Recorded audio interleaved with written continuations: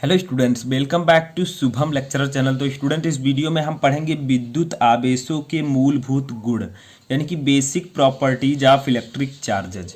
Student, ये विद्युत आवेश तथा क्षेत्र यानी कि 12th फिजिक्स के चैप्टर 1 का पार्ट 3 है। इससे पहले मैंने आपको पार्ट 1 में बताया विद्युत आवेश की परिकल्पना, विद्युत आवेश कितने प्रकार के होते हैं। पार्ट 2 में मैंने आपको विद्युत आवेश के बारे में पूरी जानकारी दी कि विद्युत आवेश की परिभाषा क्या होती है। 2 सूत्र मैंने आपको बताए, मात्रक, विमा, सब कुछ मैंने 2 पार्ट में क्लियर कर दिया है। पार्ट 3 में हमें पढ़ना है विद्युत आवेशों के मूलभूत गुण। जैसे आपका है विद्युत आवेशों की योज्यता, आकर्षण तथा प्रतिकर्षण, आवेश संरक्षण का नियम, बहुत ही इंपॉर्टेंट है, आवेशों का क्वांटीकरण। ये सब आपको पढ़ना है इस वीडियो में, ठीक है। तो विद्युत आवेशों के मूलभूत गुण यानी कि विद्युत आवेशों के कितने गुण पाए जाते हैं। तो विद्युत आवेशों के में निम्नलिखित मूलभूत गुण पाए जाते हैं, ठीक है। यानी कि इतने मूलभूत गुण विद्युत आवेशों में पाए जाते हैं। फर्स्ट है आकर्षण तथा प्रतिकर्षण, सेकंड है विद्युत आवेशों की योज्यता, थर्ड है आवेश संरक्षण का नियम और फोर्थ है आवेशों का क्वांटीकरण, ठीक है। ये चारों विद्युत आवेशों के मूलभूत गुण हैं। इन चारों को हम एक एक करके स्टेप बाय स्टेप पढ़ेंगे। तो देखिए, सबसे पहले हमारा आता है आकर्षण तथा प्रतिकर्षण, ठीक है।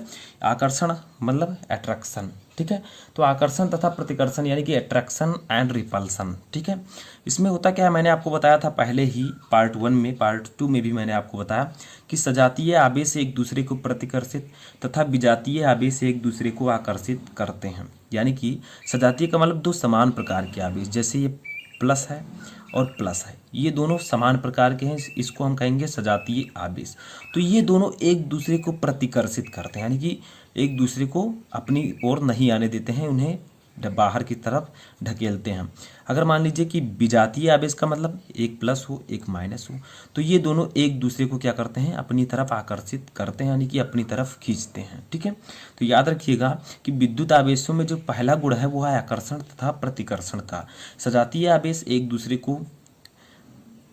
को प्रतिकर्षित, ठीक है, और विजातीय आवेश एक दूसरे को आकर्षित करते हैं, ठीक है। जैसे यहाँ पर मैंने आपको एग्जांपल समझाया, प्लस प्लस यानी कि सजातीय आवेश है, जैसे माइनस और ऋण आवेश हो गया, ठीक है। ये दोनों एक प्रकार के हैं, तो इन्हें हम सजातीय आवेश कहेंगे। और अगर मान लीजिए कि यहाँ पर माइनस प्लस है, तब भी ये विजातीय हैं, ठीक है। तो ये दोनों एक दूसरे को आकर्षित करेंगे, जो समान प्रकार के हैं वो प्रतिकर्षित करेंगे। तो ये पहला गुण था। दूसरा गुण है हमारा विद्युत आवेशों की योज्यता, ठीक है। यानी कि किसी निकाय का कुल विद्युत आवेश, मान लीजिए कोई निकाय है, ठीक है।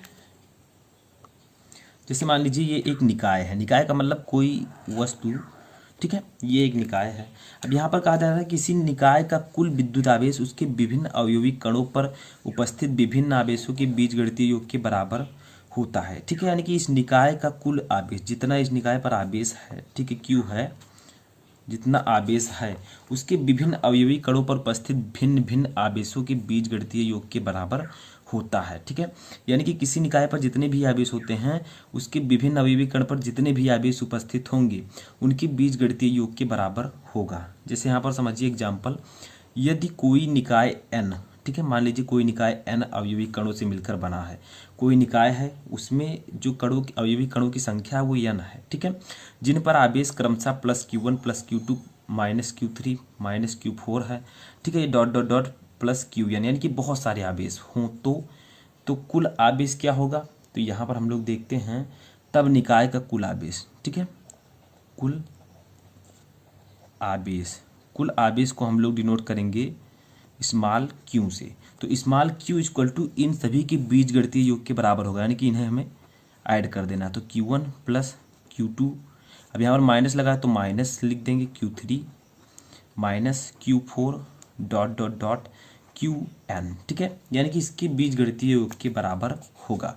अब आप लोग सोच रहे हैं हमें जोड़ना था, योग का मतलब जोड़ना, तो माइनस क्यों लगा, क्योंकि जो q3 है वो माइनस में है, तो यहाँ पर जोड़ेंगे तब प्लस माइनस माइनस हो जाएगा, ठीक है।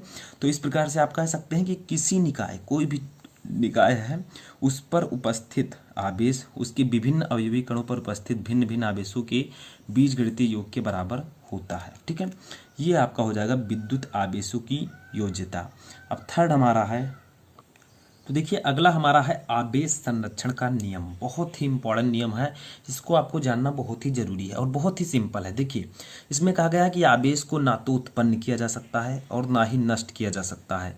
आवेश को केवल एक वस्तु से दूसरे वस्तु में स्थानांतरित किया जा सकता है। यानी कि कहा गया है आपसे कि आवेश को ना ही हम उत्पन्न कर सकते हैं, ठीक है, यानी कि ना ही हम आवेश को क्रिएट कर सकते हैं अपनी तरफ से और ना ही इसे हम नष्ट कर सकते हैं।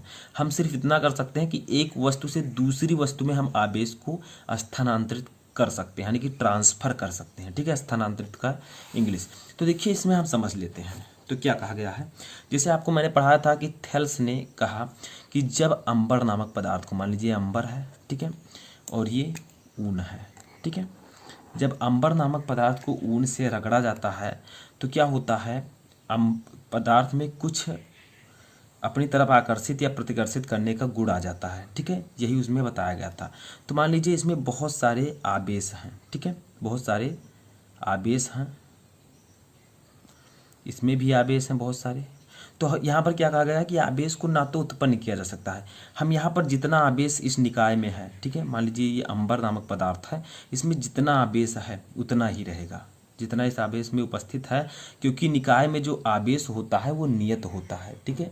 ये याद रखिएगा कि आवेश संरक्षण के नियमानुसार जो निकाय होता है उसका कुल आवेश नियत रहता है। ये मान लीजिए वस्तु है तो इसमें जो आवेश है वो नियत रहेगा। हम ना तो आवेश को उत्पन्न कर सकते हैं ना ही आवेश को हम नष्ट कर सकते हैं, इससे केवल एक वस्तु से दूसरी वस्तु में स्थानांतरित कर सकते हैं, ठीक है। अब मान लीजिए इसमें प्लस प्लस माइनस माइनस, इसमें प्लस प्लस माइनस माइनस आवेश है, तो हम इससे क्या कर सकते हैं, इन दोनों को आपस में रगड़ेंगे। जब मान लीजिए यहाँ पर हम रगड़ रहे हैं इन दोनों को, ठीक है, ये दूसरा स्टेप है, तो यहाँ पर मान लीजिए हमने इन दोनों को रगड़ा है, ठीक है, तो हम लोग क्या करेंगे, ये अभी आपके ऐसे ही हैं, ठीक है। अब रगड़ने के बाद होगा क्या, जब इन दोनों को आपस में रगड़ेंगे तो कुछ आवेश जो है ट्रांसफ़र हो सकते हैं। ऐसा मैंने कहा है कि कुछ आवेश जो है इसमें रगड़ने के बाद क्या होते हैं, ट्रांसफ़र हो सकते हैं। जैसे देखिए यहाँ पर प्लस प्लस माइनस, यहाँ पर plus plus minus minus minus, ठीक है, यानी कि मान लीजिए ये एक ऋण आवेश इसमें से अंबर नामक पदार्थ से ऊन में आ गया, ठीक है, तो क्या हुआ, इसमें से जो आवेश है वो इसमें स्थानांतरित हो सकता है, ठीक है, लेकिन हम आवेश को ना तो उत्पन्न कर सकते हैं ना ही नष्ट कर सकते हैं, केवल एक वस्तु से दूसरी वस्तु में इसे हम स्थानांतरित कर सकते हैं। अब देखिए इसमें होगा क्या, जब हम इन दोनों को आपस में रगड़ेंगे तो एक वस्तु धनावेशित हो जाएगी, ठीक है, यानी कि एक वस्तु धनावेशित हो जाएगी जिसमें इलेक्ट्रॉन की कमी होगी, और एक वस्तु जो है वो ऋणावेशित हो जाएगी। एक वस्तु में जितने इलेक्ट्रॉन की हानि होगी, मान लीजिए यहाँ से एक आवेश इसमें चला गया तो इसकी जितनी हानि होगी उतना ही दूसरे का लाभ होगा, ठीक है। दोनों को अगर हम परस्पर रगड़ेंगे तो एक का हानि होगा और एक का लाभ होगा, ठीक है, समझ में आया। तो इसीलिए कहा गया है कि आवेश को ना हम उत्पन्न कर सकते हैं ना ही इसे नष्ट कर सकते हैं, केवल इसे हम एक वस्तु से दूसरी वस्तु में स्थानांतरित कर सकते हैं। अब देखिए हमारा अगला टॉपिक है और लास्ट है जो कि आवेश का मूलभूत गुण है, आवेशों का क्वांटीकरण, यानी कि क्वांटिजेशन ऑफ चार्जेज, ठीक है। अब देखिए इसमें क्या होगा, तो ये भी आपका बहुत ही सिंपल है। इसमें सिर्फ इतना कहा गया है कि प्रकृति में आवेश सदैव एक निश्चित न्यूनतम मान के पूर्ण गुणज के रूप में होते हैं, इसे आवेश की क्वांटीकरण अथवा परमाणुकता कहते हैं। यानी कि कहा गया है जो प्रकृति में आवेश होते हैं वो सदैव पूर्ण गुणज होते हैं। जैसे देखिए आपको ऐसे कहा गया है जो इलेक्ट्रॉनों की संख्या होती है वो इस प्रकार से होती है 1 2 3 4, ठीक है, कुछ इस प्रकार से होती है। अब आप लोग देखे होंगे कि इस प्रकार से आवेश जो होते हैं वो प्लस माइनस ई, ठीक है, plus minus 2e, plus minus 3e, इस प्रकार से होते हैं। अगर कहा जाए कि हम लिख दें 0.7e, ठीक है, 0.7 इलेक्ट्रॉन, तो ये गलत होगा, ठीक है। मान लीजिए हम लिख दें 0.7 इलेक्ट्रॉन या 2.5 इलेक्ट्रॉन, तो ये गलत होगा, ठीक है।